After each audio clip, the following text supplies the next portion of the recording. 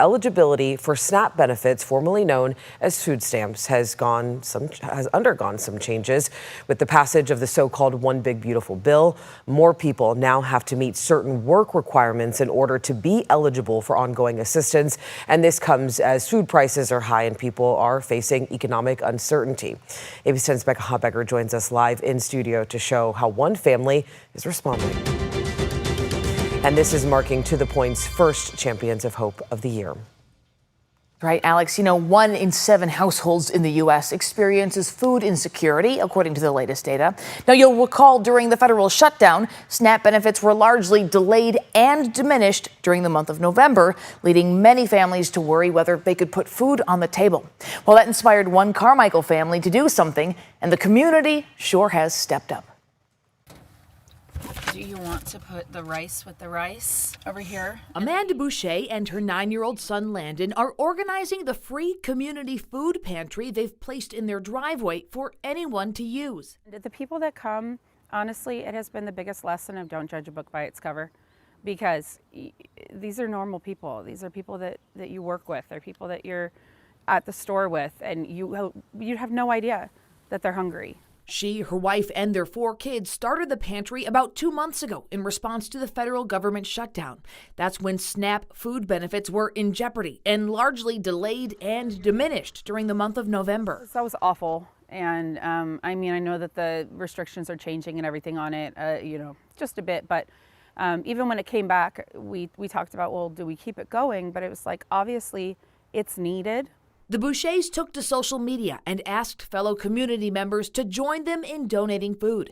Since then, they've seen a steady stream of donations and people in need of food utilizing the pantry. Some of the kids that I see come with the parents, and they're jumping around and so excited to see the little snacks or things like that for them.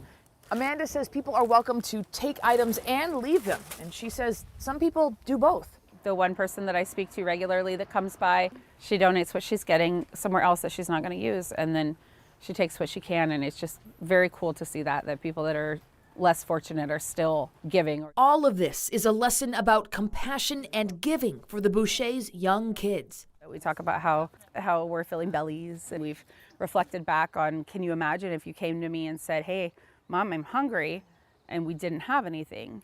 And that there are people like that. She says her family plans on continuing to operate the pantry so long as there's a need. And this comment posted today shows there is. Just stopped and grabbed some food and cried on my way home. You have no idea how grateful I am that this exists.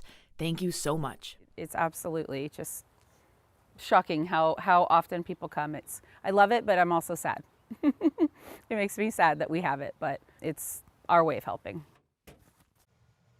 And I love that Spider-Man was helping out. It really is a good example to set for the kids, too. And I know you said that their family was so sweet, but the Bouchers were also really talking about how invisible the need really is. You never know who is living paycheck to paycheck. That is so true. You never know who is the single parent worrying about putting food on the table, or someone who maybe has experienced a major medical expense or a job loss, right? Who's just trying to feed themselves.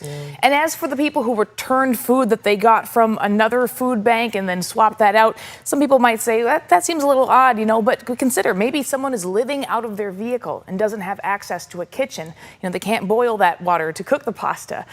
Someone might have celiac disease and can't eat pasta, for example, because there's wheat in that. So there's a lot of reasons why someone might not be able to eat the food, but I love that they're paying it forward. They're giving it to this food bank, to this pantry, and then taking what they can eat, what they can use at home. And I do want to make sure that we get to that if you at home do want to help, we do want to give you some information right now. Yeah, well, the Bouchers say they hope this story encourages people to maybe start a pantry in their own front yard. But if you want to donate to theirs, she invited me to share the location with you. That's on your screen there, 6417 Sandstone Street in Carmichael. Shelf-stable food, hygiene items, and pet food are all welcome. And thank you. All right, Becca, thank you for sharing this story. We really appreciate it. If you have any questions, you can always reach out to our team for more information.